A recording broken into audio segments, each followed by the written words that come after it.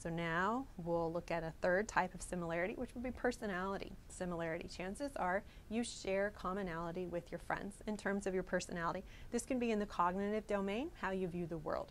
Are you more future oriented? Are you all about working towards your next goal? Or are you more present oriented? Let's just have fun now. Tomorrow will take care of itself. Those who have the same cognitive approach to life tend to be happier and tend to be more satisfied with their relationships compared to others. Are you more liberal or are you more conservative? You tend to have similarity in terms of your friendships in that domain as well. So that's the cognitive domain. And then the emotional domain as well. Are you a happy person or are you more of a gloomy person? Are you an optimist or are you more of a pessimist? Are you a saver or are you a spender? It's the exact same thing. In general, you tend to be happier if you have those kinds of things in common. And this is important when it comes to roommates and choosing roommates. And so some of you are probably extremely happy with your roommate choice. And Georgetown College tries to have roommates freshman year based on this attitudinal similarity and the different kinds of similarity that we talked about. And so keep that in mind in the future. When you're trying to figure out who do you want to room with next year or the year after that, then think, to be most happy, I really need to find someone who is quite similar to me. They'll get on my nerves far less than someone who is rather different. Many times when I talk about this, a student will say, well, I've always heard opposites attract. I've always heard that, and I think that's true. Well, studies show that opposites don't in fact attract in the long term. In the short term, they may attract. So you may see someone, you say, gosh, they are so interesting. They are so sort of intriguing. They are just mysterious in some way because they're so different from what I am. But in the short term, that may draw you towards them and you may become friends with them. But in the long term, it really tends to cause more tension and more disagreement. So it may be true in the short term, but generally it's not true in the long term.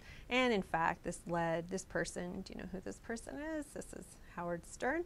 And he said, if you're not like me, I hate you, which is kind of an extreme statement, but he's certainly getting at what a lot of this research shows. So the third related point has to do with why. Why is similarity so important? You can see it in this comic strip. The doctor says you have to lose 100 pounds. And so he says, well, I'm going to get a second opinion. So he goes to the second doctor, and you can see the second doctor says, you could probably lose a couple of pounds, but you look fine to me. So which person is he going to like more? Which doctor is he going to like more?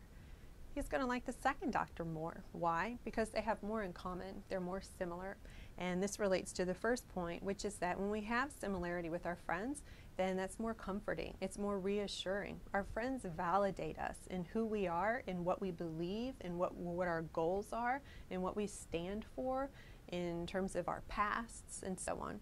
So the more similar you are, then when you're talking about politics, then you don't have someone sort of always questioning your beliefs, saying you think the wrong things, but rather if your friends view politics similarly, then they're constantly saying, yes, you have the correct beliefs.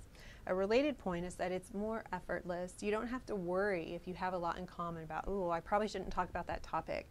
So, you know, I never talk about politics with this person in my life because we disagree. And so you can talk about whatever it is that you want to talk about because you're more likely to be accepted and supported by that person.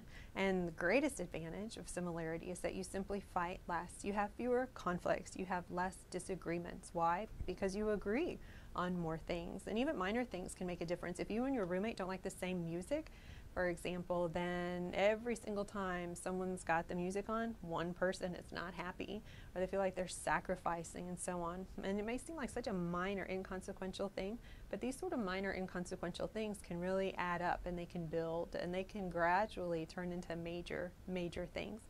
So similarity is really, really critical.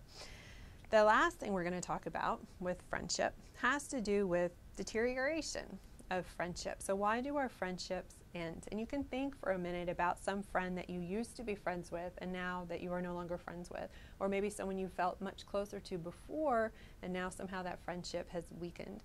And chances are one of the primary reasons for why that has weakened or deteriorated, you'll see on this list of 5. The number one reason why friendships end is a betrayal of trust.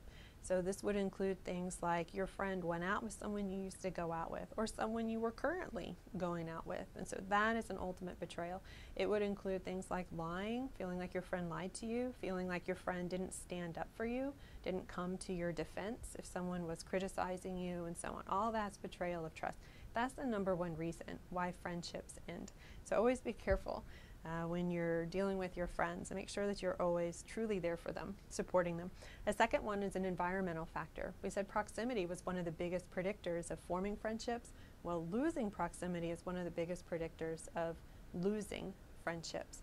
So this is one reason why many of our high school friendships, they end once we come to college, because they're not right there. And so it's easier to form new friendships with other people. It's not that you don't still love your high school friend very, very much. It's just it's harder. And so our friendships tend to weaken. A third one would be a personality characteristic. So you like someone, you think they're great, and then you realize, they're not really who I thought they were. I didn't know they were so moody, or I didn't know they were so jealous about me having other friends, or I didn't realize they were kind of not as interesting as I thought they were. So sometimes we learn things about our friends that we didn't know originally, and so that makes us like them a little less more, and then our friendship maybe isn't as strong. Or there's something else that I think is particularly interesting in the literature called a fatal attraction. Sometimes the things that we initially like about a person end up making us not like them so much in the long term. And this may apply in a romantic relationship, but it applies to friendships as well. So for example, you like somebody that you've just met. You think you could really be friends with them because they're so spontaneous. I mean, it's just amazing. They're very not like you. They're very, very spontaneous, and they're, on a whim, they're willing to do whatever, and you just think that is a great way to live. And so you're drawn to them as a friend. But then over time you realize, they're actually really kind of flighty and irresponsible. Now, they haven't really changed. They've always had that characteristic, but the way you viewed it, that is what has changed over time. And so sometimes that happens. It's not that we learn new information, but rather we sort of change our opinion about existing information.